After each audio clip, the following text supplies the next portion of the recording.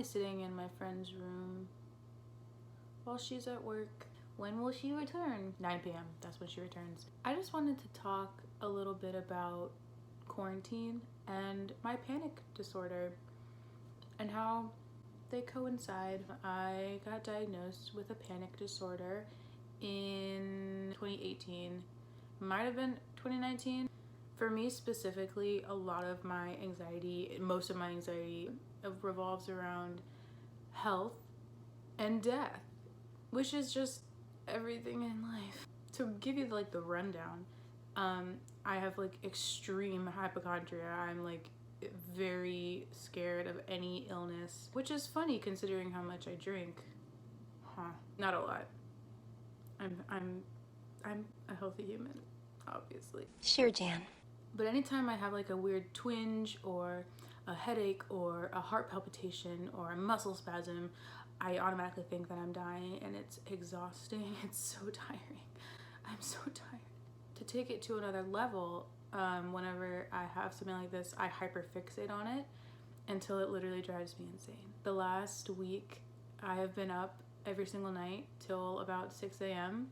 just exhausting myself to the point where I can't help but fall asleep, because trying to go to bed is so difficult because I'm just laying there thinking that my heart's beating too slow. Oh my god, now it's beating too fast. Oh my god, wait, I'm having a headache. What if this is a tumor? Oh my god, wait, what if all the veins in my body explode at one time? Oh my god, it never ends. When I went to school in August, this got a lot better. I was so busy all the time. I met tons of new friends, and I had a roommate, and I was also going to class every single day for most of the day. In the spring, I got a job and I had class, so I was going to class and then my job and also hanging out with friends. Like, I was always busy. I was never alone, which isn't a bad thing. I really needed time with friends because right before I went to school, I went through a really bad breakup where I was alone a lot of the time, and all I wanted to do was be around other people, and it was difficult because everyone was moving away for school.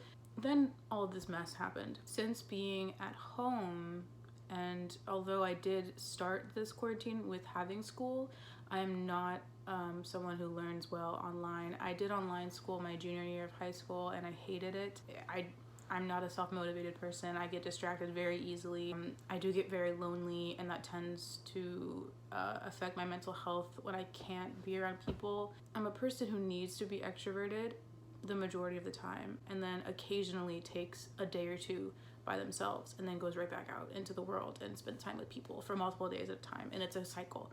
It's like been almost 3 months of complete isolation. My panic disorder really, obviously that it is never gonna fully go away. Anxiety, it's there to let you know when you're in trouble. It's there to activate your fight or flight response. But when I'm laying in bed at 3 a.m. on a Sunday, there's no reason for my body to be like, go, get out, when all I'm doing is laying and there's nothing wrong. And then I panic, and it's awful.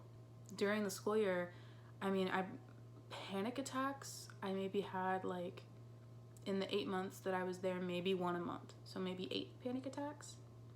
It was so minimal. I had like regular anxiety that I always have. Any fucking way. So yeah, school helped a lot. Then this shit happened. The longer that I stayed at home every day, just kind of, all the days just melt into one big day. The whole reason I even wanted to make this video was for people, because I always like look on Instagram and like YouTube and Google and stuff, and I'm like, this specific symptom of like a panic disorder, or like, does anybody get anxious about this? And then it's like really hard for me to find people like specifically with my problems. So I'm here right now to be like, not only talk about my struggle the last couple months, but also to like tell you specifically, because then if someone else is out there who like goes through the exact same thing, it's like they know that they're not alone. I think that a lot of people experience what I'm experiencing right now. I just don't know how to fix it. I'm trying to get on a medication. I was kind of on an anti-anxiety. It was Ativan, but you can't take it every day. It's like in the same category as Xanax. I'm not gonna get addicted to Ativan. My doctor specifically said, like, when you really are like feeling like you're dying, take one. But like, that's every day, love. what am I supposed to do now? We've been looking at Prozac. I was looking at Lexapro, but there's too many side effects that I don't want. My biggest like symptoms, the way that I'm feeling when I get like this, is my heart beats super, super quickly. My heart and the rate that it's beating is one of my biggest, concerns, which I know, I know realistically that nothing's wrong with me, but my thought process in my brain is like, well, it's a new day.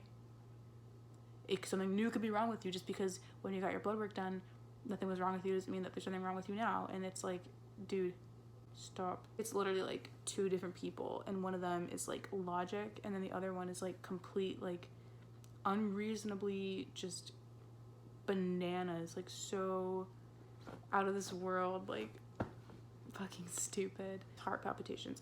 My heart palpitates like every single day, all the time. I used to think something was wrong with it. I know that it's palpitations. I know a lot of people with anxiety get them. Mine are just really intense. I can feel them right here, right in this area. And sometimes they're so strong, it'll beat so hard that I have to almost like swallow through it. And when I'm breathing in, it happens. It is super fucking scary. One of my main things is like, I'm having a heart attack, like all the time. I'm constantly telling myself that. And usually it's because it feels so like intense. I know vertigo is a thing where it feels like your stomach is dropping and like a roller coaster kind of thing. That kind of happens like in my chest, but it's not so much a drop rather than like a big spark. It feels like if you were to flick a lighter inside my chest and then it just like spreads. I don't even know how to fully describe it, but it's like the start of a panic, and then it wakes me up a lot of the time. It's like happens right when I'm about to cross the line between consciousness and unconsciousness, and it wakes me up and I have to like calm down all over again, and that's why I don't sleep anymore. And the reason I get so anxious is because I'm afraid to die. I've been trying to come to terms with the fact that I'm gonna die eventually. I don't want to cry, but I might. Fuck. Not even like, oh, I'm dead. Like, that's not scary to me. It's like the thought of what if I can feel the life like leave my body and feel my heart slow down and then stop, and then I just cease to exist, and I have no control over whether or not I keep living. And that is like the scariest thought I can have. I don't want to cry. It's good. This is like therapy. I don't have a therapist right now. I was reading something the other night when I was feeling really anxious about like how to get over a fear of dying. I googled it. I was happy to know that there is an actual phobia of dying, like the act of dying, like you're scared to die.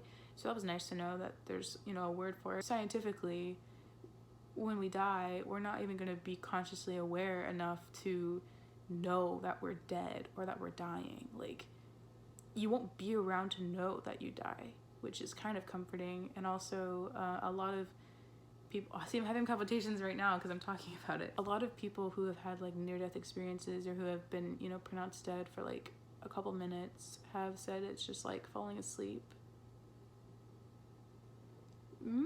Sorry. I'm just trying to be a strong person. Some people say it's like falling asleep, which is like also kind of comforting. You just go to sleep and you don't wake up. But it's kind of weird to think like I just will like not exist. That kind of makes me sad because it's like, what am I doing everything for? Like, why am I doing all these things? But also, I've spent so much time, so much wasted time worrying about it, and I still worry about it like every single day. It's affecting everything I do. I'm wasting so much of my life worrying about dying that one day I'm gonna die and I'm gonna be like, why? Like, why? Sorry. This is good. This is good. This is good. I'm feeling things. I don't want to spend any more time worrying. I just want to be able to do things that make me happy. I want to be able to go to sleep, and I want to be able to ride roller coasters and drink sugary drinks. I'm scared of sugary drinks because I think it's gonna make my heart beat too fast. I literally won't mix alcohol with juice because I'm scared it's gonna make my heart drink. I'm scared it's gonna make my heart beat too fast. Man. And sometimes, regardless of my fear of like dying, I'm like, it would be better, it would be nicer, it would be more relieving to die than to have to deal with this another fucking day. I so badly think about the times before I had these specific fears and how carefree I was. I did everything I wanted to do. I wasn't scared of anything. Like, nothing could stop me. I would do everything someone, brought to the table without a second thought. And I just want that back so badly. But I don't know if I can ever get there again. Or if I can, it's going to take serious time and practice and patience and effort. And I'm trying so hard. This took a turn. Please, like, for your friends with anxiety or who have panic disorders or even just have, like, the occasional panic attack or whatever, it might sound so stupid. Like, seriously, you might think that they're the dumbest fucking person on the planet for having that specific fear, or, like, why can't you do this? I mean, like, I used to be afraid to order my own food. I don't know why I started getting scared of heart attacks and dying. It just happened one day. Like, but the worst thing you can do is tell them that they're being irrational or tell them that they're being stupid. And if they have something that makes them comfortable, I mean, sometimes I'll ask, like, my friends and family, like, can you feel, like, just tell me how fast my heart is beating. Does it feel fast to you? Just do it. Just do it. I've had so many people in my life be like, I can't do this all the time, you're driving me crazy, and that just hurts because then you're just going through it alone and you already feel alone. I'm coming to terms with the fact that I could literally create my own reality. Everything that I feel physically, in an anxious or panicky way comes from my own brain. The things that are going on in my body, like the palpitations are caused because I'm anxious. Nothing is wrong with my body. I'm creating problems with my own brain. I'm always worried about dying, whether or not I'm focusing on it. It's honestly insane what the human brain is capable of. All day and all last night, even to try to just get to sleep, I had to continuously tell myself, like, I create all of the anxiety inside of me. I create it. No one else is doing it for me. And that's all it is. I'm not dying. I mean, we're all dying. Nothing's wrong with me yet.